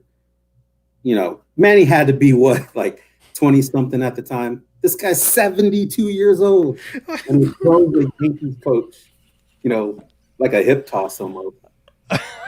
I never forgot that. And even though he didn't play it, he didn't finish out his career with the Red Sox, I still hated Manny Ramirez for that. So Wow. Didn't Pedro Martinez do something similar? I wonder if he'll pop up on your list. Well, it's I'll funny. give you a spoiler, Pedro's not on my list. But It's funny. okay. It's funny you mention that, Jeff, because when I go to number 3 on my list, this person finds themselves on there for a very similar offense. Now, before I tell you the person, let's take a walk back through his career and hit some significant highlights throughout his 12 years in his professional sport. Let's go back first to 2004. In 2004, he was paid $14.6 million, yet that wasn't enough to feed his family. In 2006... Hold on. Don't be watching his pockets. He might need a little more. Hey, okay, all right. You continue to defend him as I continue to go along here. In 2006, a pit bull bites off the ear of his 4-year-old daughter, and his response, oh, well, stuff happens. And then to wrap it all up, back in 1997, he choked his coach, P.J. Carlissimo. Latrell Sprewell, you dirtbag, you are number 3, you scumbag, and I hope you're watching this. You are a piece of trash. Those are all unforgivable offenses. Jeff has walked off. Apparently, I have really struck a nerve with him. Latrell Sprewell, you choked your coach. You said $14.6 million wasn't enough to feed your family, and a dog bit the ear off your daughter, and you didn't even do anything about it. Latrell Sprewell, you're garbage.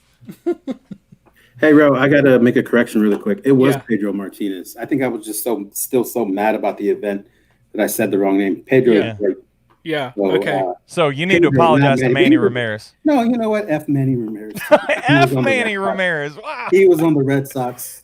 I'm being nice right now because Ro knows that I curse way too much, more than to say. Yeah. I'm just saying the letter F. All right, fair enough. So All F right. Manny too, but more so Pedro. So sorry, I was just. All right. All right. gotcha. So just to recap here on our number 3 here, we got a couple of guys that like to beat up the elderly, and that's not for right now. That's not allowed on the time limit draw. Let's go to number 2. All right, number 2. It'll be very obvious as a Mavs fan why I dislike this person. DeAndre Jordan makes my number 2. Number 2 most hated of all time or disliked of all time. Yeah. Because Well, let me say this also. I also weighed this list on if they're still currently playing because I can still have active. Now he's on the tail end in Brooklyn doing whatever. I don't know, but I can still hold a little grudge there. and for the midnight hour tease of coming to Dallas, that's for agreeing that he was going to, and then wait, no, he wasn't. Then he allowed himself to be held hostage by Paul Pierce and talked out of it. Yeah. Yeah. Well. It's just one of those things. I mean, yeah, DeAndre Jordan. Okay, fair enough. Jeff, who you got number 2? Oh, sorry. You know what? Let me just, I guess because you were acting like that one isn't bad enough. But I think it just encompasses all the players that the Mavs have chased and tried to get Now, that's and true. have been rejected. And it just all came encompassed into him because we finally were celebrating that, like, hey, after all this time, it's going to work. We're going to get This is the key guy. piece. Yeah, Yes, right. exactly. We're going to get the guy we've been chasing, and he teased us and then left. So, yeah, he ended up taking the heat for, all the times we threw everyone away so we could chase Dwight Howard or went after, who was the other Yeah, one? but did you really want Dwight Howard? I mean, at the time we thought we did, Right. So it's just one of those things. Jordan, so he's not welcome on the time limit draw is what you're saying, Ro? No, Okay. no Like, one if I named Jordan pulled- is. If I pulled some strings and got him on the show, you'd decline that? No, sir. I We would would- gladly take him, Jeff. We would gladly take him. I mean, if our sponsor is making us, then yeah. Yes. We would Well, I mean, I'm gladly not going take to him. make you do an interview, but I'm just saying, I got some connections. Right. Being that I used to be in the sports world and now in the wrestling world. Yeah. Oh pull man! some All right, Jeff. What's your number 2, Jeff? Number 2, we'll switch over to football. And this is kind of a pair, but it starts with Russell Wilson because he's the quarterback of the Seattle Seahawks. And again, everybody knows I'm a 49ers fan, so I strongly dislike Seattle and their whole team. but mainly Russell Wilson because he's so good. This guy can make something happen out of nothing, you know, broken play. And next thing you know, he's scrambling down, either running for a first down or tossing a Hail Mary up. And the next thing you know, they got a 50-yard gain or a touchdown out of nothing. But you can't mention his name without saying Pete Carroll. And that goes back to his collegiate days whenever he was coaching USC. And they lost to Texas. So I was so happy, mostly because I disliked him the most on their team. And, you know, Reggie Bush, that guy was a monster. I don't dislike him, though, but that guy was a monster. And but going back, it's just Russell Wilson. I cannot stand that guy, but because he's so good. Wow. And I hate to admit that, you know. So I dislike Pete Carroll, too. That's a good one. Shady. He is kind of shady, no doubt. As far as my number 2, and this person is also shady. So a couple of minutes ago, I said that we were definitely not proponents of beating up elderly men. Mm-hmm. That's now off the table because I am going not very long at all. Yes, I'm stretching the qualifications here a bit in the category of this list, and I'm not going so much athlete as I am coach. And this person is deceased, so I'm going to carefully choose my words. Buddy Ryan, you better get as much heat as I got. Buddy Ryan, you piece of filth. What you did in 1989 with, if you guys don't remember, Bounty Bowl. The Dallas Cowboys were playing the Philadelphia Eagles, and Buddy Ryan enticed his roster with $200. We're talking about friggin' millionaires. And you're going to offer him $200 to go take out Dallas Cowboy kicker Luis Zendejas. A kicker, Buddy Ryan. You need your old fat ass whipped. What they should have done is they should have put you out on the field. They should have put you out on the field, and you should have been drilled by all 54 on that roster, concluding with Luis Zendejas. He should have been able to take that size 11 Adidas or whatever he was kicking with at the point, New Balance, and put it straight to your nads, old man. How are you going to Bounty Bowl to take out a kicker? You piece of trash. And the funny connection personally here to this story, the first time Clemson played Alabama for the national championship in Phoenix, we were at a private gathering, and this is a great story. I am standing having you'll appreciate this, Jeff. I'm at this party, and this is a upper class. I won't call it black tie affair, but nice, very very nice. I'm standing there having a tall boy with Jake Plummer, Jake the Snake Plummer, right? Arizona State great, of course, had some success in the NFL. I'm having I get to meet Jake Plummer, having a beer with Jake Plummer. And who comes rolling up but the Ryan boys, Rob Ryan and Rex Ryan, obviously the sons of Buddy Ryan. Now, everyone knows my allegiance to Clemson. Being that their son, Buddy Ryan's grandson, was the holder, played for the Clemson Tigers, I kept my wits about me, not saying anything, but I would be lying if I didn't tell you the second that I saw those two guys, Bounty Bowl kind of flashed before me. I've had that hatred. I've carried that. What's that? Did you take a hit at him? I didn't say anything to him. I wanted to. I wanted, Buddy. I've had a strong disliking for Buddy Ryan for a long time. So we'll lift the levy of whooping old men just for a minute for Buddy Ryan. Now we'll put it back down, and we won't lift it again until Nastico turns 75. Wow, that was I kind of like Mad Brad, though. I will say that. You know, Brad, well, wait till I get to number one. Wow. Get your screen recorder ready. Yes. Oh, it'll be next week's clip of the week. I can assure you that. Ro, number 1 on your list of top 5 most disliked athletes. I can't wait to hear this. All right. Well, last week I kind of lost my cool a little bit when talking about this person, and that's because they are at the top of this list along with their cohorts. That's John Jay and the 2011 St. Louis Cardinals. Wow. And I think you know why and I'm not going to say it. I'm not going to get into it tonight because if so, I'll be at the level of Mad Brad and Buddy Ryan. Mad Brad. But It's new name, Brad. Mad Brad.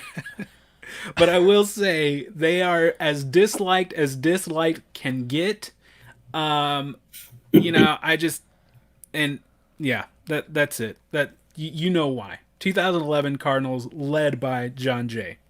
That was Wow. happy because the Rangers eliminated the Yankees that year, if I'm not mistaken. Yeah, but Yes. yeah, Yes, they Yeah, did. I was happy about that. Yes, they did. they did. Actually, that could go under one of my our other high five of top greatest sports moments ever. But I kind of feel like we could do a whole podcast series on this. Oh man. Yeah. I begged for this list for weeks. Yeah, Yeah, this he one's- did. But if we could get Mad Brad on there. Oh man. All right, Jeff. Top of your list. Who holds the top spot as the most disliked athlete? I think I'll give it away once I say what I'm about to say, because I'm not going to say that person's name yet. But once I say this, you guys will know who I'm talking about. So, Joe Montana is the greatest quarterback of all time. He didn't need Deflategate. He didn't need to go report anybody's practices. He didn't need to cheat, basically. This guy was the best, straight up. And when the quarterback was not protected, mind you, they were beating the crap out of him, and he would get back up, get ready for that next play. So, he's not soft. They didn't create new rules to protect him like they did for this guy. He stayed in there, and played the game after getting basically almost murdered in the pocket. And the guy that I'm about to name, he's soft. He cheats. He should have asterisks by his championships, and that's none other than Tom Brady. Tom Brady, I cannot. When people bring up greatest of all time and they're like, "Oh, Tom Brady's the greatest quarterback. He passed Joe Montana." No, he didn't. Tom Brady. I'm not going to say he's overrated, but I'll say he had a lot of help in getting his title. So, Wow. Joe Montana is the greatest quarterback of all time, and there's nobody that can convince me otherwise. Wow, that is a hot sports opinion. That might be the clip of the week, Ro, right there. Mark the tape there. can I just say I really, really thought Kawhi Leonard would crack your top five. I was going to put him on there too, and then I was going to put on honorable mentions, but I was just like, this guy doesn't deserve my time. So, You know what's funny? There's two people who could have been on my honorable mentions that for just one incident, forget their whole career. I don't care about them. But Dwayne Wade and LeBron for that whole making fun of Dirk when he had the cold thing. yep. That Especially when LeBron got carried off for having a cramp. Get out of here. yeah, that could have easily been on there. But I was like, you know what? I don't. Whatever. Screw him. All right, Brad. Here we go. Mad Brad makes a debut. Oh, here we go. On Get this on, show. everybody. Get your screen recorders ready. Press record now. Brad's about to go off. Before I give number one out, I want to give each of you the opportunity. I want to afford you one prediction. I want you each to give me one name and who you think is my number one. I mean, you've seen me rant now on John McEnroe, on Tanya Harding, Buddy Ryan. Like, you've seen me rant here. Who do you guess to be my number one most hated? It's Or hard dislike, to tell I'm sorry. because you're all over the place. So Yeah, it's hard to tell which direction you're going. You've been all over the place with different sports and different time periods. So it's really Yeah, this hard. could be somebody from like 1976, and we have Could no be. idea who it is. Could be. You mentioned Could a be. dishonorable mention to me of a bowler that I didn't even know about. Pete earlier. Weber. Hey, Jeff, do you know who Pete Weber is? I know who he is only because ESPN did some little like. Yes. Pete Weber. Oh man, don't give me a start on Pete Weber. He almost made the list, but he did not. Okay, I have no. So I can't who's your even guess, Ro? Man, let me go with. I'm just gonna throw it out there. I'm gonna guess it's one of these three guys. Okay. I'm gonna guess it's either four guys, Okay. and they're all baseball guys. All right. Yeah, I figured it's gonna be somebody baseball. Bonds, Canseco, Sosa, or McGuire. Bonds, Sosa. So I was Canseco, gonna, McGuire, okay. I'm trying to think who's like screwed over the Braves more than anybody else. 'Cause Well, that's I a long have a feeling- list. I That's a know. long and that's why- list. That's why I'm like, I can't narrow it down to one person. So, I'll pick the same as Roe, one of those four. One of those four. Okay. Yeah. As I give this, I'm going to turn my hat around Oh, he's going full Mad Brad. because I'm going to get into this. Oh, was it a Yankee? If you could, Oh, maybe that's why he turned his hat. if I could ever, Ro, implore you to give me the screenshot for just a second, so we Sure. can get up close and tight, because Yeah. you're going to want to mark this list. Okay, you're going to want to mark this. My number one most hated athlete, and again, we are using the term athlete very loosely here. We have talked Oh, it's Latrell. Gnostico. We have talked Latrell Sprewell tonight. We have talked Buddy Ryan tonight. We've talked John McEnroe. We have talked Russell Westbrook. We have hit the highlights in terms of all the sports, all the levels in which people would succumb to go as low as they could possibly go. And the commonality amongst all these people is just their disdain for their game, their disdain for their peers, their disdain for the platform it's in which has made them something in their fields. Well, let me bring it in here real tight for you as I give you number one. Number one on this list, Nastico, you scumbag. Yes, I guessed it. You want to run a promo tournament? Here's a promo for you, pal. You're going to come into a company in which I care about, in which I love, Lucha Brutal, and you're going to try to put your face on things and make you of what everyone else is? I don't think so, buddy. You want to shoot? I'll shoot with you. The next time we see you at Lucha Brutal, you're going to need a mask for when I'm done doing to you. You want to have this little promo tournament, and you want to highlight how you're the greatest at this, you're the greatest at that. You want to come in this little chat box and talk about when you debuted and this and that, and how you would, when you came on this show, you disrespected me in terms of how, you couldn't take your mask off because you this and that, and the ladies would be all over you. Let me tell you something, buddy. You are not as big as the platform that has made you successful. And I've been up front, and I've talked about many times the talent which you have and the height and to which you could go in this industry, but you're not going to go there along the lines of what you do now. And everybody sees it. So the next time you come in, first off, to this studio disrespecting me, or second off, come into a Lucha Brutal show and disrespect our fans, or what you even did to my mother, we don't even have time for that, buddy. You're going to need a mask, scumbag. So just know that I'll be seeing you, Nastico. I'll be seeing you real soon. Ro, that's my number one most disliked athlete. Wow. Well, that was way out of left field. I had no idea where you were going to go with that one. Choke on that, Nastico. I like it, and I liked it as Brad started talking. I was like, "Oh, it's Gnostico," and then sure enough, he's like, "Gnostico." I was like, "All right, I guess." Yeah. How's that for a promo? Well, there you go. Hey, sign Brad up for that promo tournament. Yeah. So, as we said, we are the Time Limit Draw, sponsored by Heel Face Wrestling. Jeff, when I asked you to be a part of this, you said there was one condition. Do you remember what that condition was? Did you tell him? No. Well, first, no, but there was actually two. But were there two? The first one was that I could drink a. Oh, nice! Yeah. Stone Cold Steve Austin beer. I've actually drank two, so sorry. Yeah. How are those? How are those, by the way? So I tried it for the first time last night, and like anything you try for the first time, you're like, I don't know. Let me sleep on it and try it again tomorrow and see how I feel. I actually like it a lot. So it's a pretty good beer. And, with my IPAs, I'm pretty picky on them. Where were you able to pick that up? Was that like a local grocery store? Did you have to go to a liquor store? It was at Specs, yeah. Okay. So our Specs has had them. For whatever reason, they didn't offer them on curbside pickup for the longest time. So anytime I went in, which I forced myself to go in. I don't really like to go inside any stores now with everything that's going on. And you guys know I've obviously talked about it that, I had the COVID-19. So I don't really like going anywhere. I do everything either curbside or delivery. I don't go anywhere. And then I noticed on Sunday or Monday that they actually sent me an email like saying, now available for a curbside pickup. And I was like, oh, okay, well, I'm all over that. I'm going to add that to my cart. And then I'll go pick it up later on in the week. So I added it to my cart. and I went and picked it up yesterday.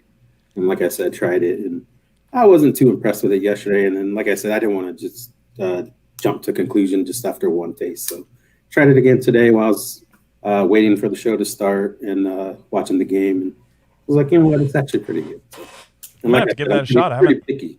Yeah, I'm pretty picky on my IPAs because, man, a lot of IPAs are, as you know, like real sour. You got to have the taste for it, and so it's pretty good. I'd recommend it. Nice. All right. So what was the the second condition? The first one was that he could have a beer while talking to us. So I was like, absolutely. Go ahead.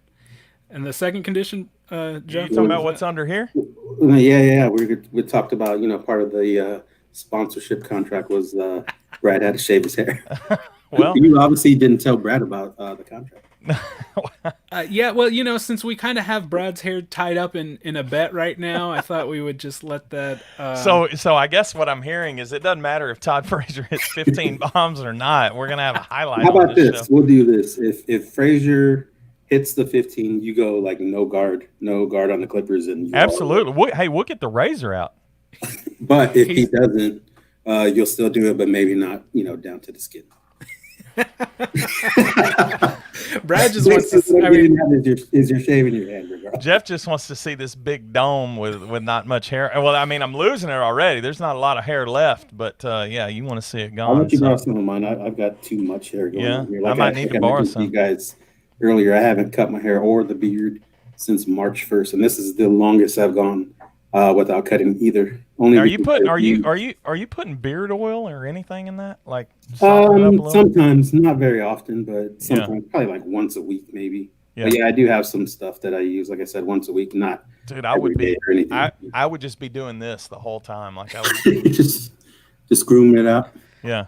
Yeah, my wife kind of was like, "Hey, so what's up? What's up? What's up? Where's the razor? What's up? Yeah, what's going on?" And it's like, hey, I'm just kind of rolling with it. I refuse to go. Like I said, I don't want to go anywhere, so I refuse to go to my barber. Yeah. And I'm not shaving my head. I'm like you, Brad. So I'm just letting my hair grow, and then, I've been working from home since March too. So yeah. Until I have to go back, I'll figure it out. Wow. And now Jeff is sporting that Lucha Brutal hat. Yeah, I did the oh goodness way. I did the old change up here while I hogged the screen. Yeah, There you go. Nice. But as our sponsors know, and as some of our new listeners will learn, this show is called the Time Limit Draw for a reason, and that is because we have a time limit, and we have hit that limit now. Let Jeff know, though. Jeff, you got the floor. Let people know where they can find you, where they can go back and forth with you, social media. Let them know. So I'll let you know first, you should definitely follow Rudy because, as I mentioned, he is the hardest working man on our team. So at Heelface Rudy on Twitter. He doesn't have a Facebook and he doesn't have an Instagram. So he's only on Twitter. Definitely give him a follow because, like I said, he's the hardest working man. And any video you see, he touched it in some way, whether he filmed it or edited it. Ro sometimes edit it and shoots them. So, but either way, majority of the time, Rudy has touched that in some way. So definitely follow him first. After that, you could follow Heelface Wrestling on Twitter. It's Heelface Wrestling, RASLIN. Sorry, and then on Instagram, YouTube, Facebook, and then of course I can't not mention Sabotage Wrestling. So everywhere we are at Sabotage Women. So we're not a full women's organization or company, but we're predominantly women.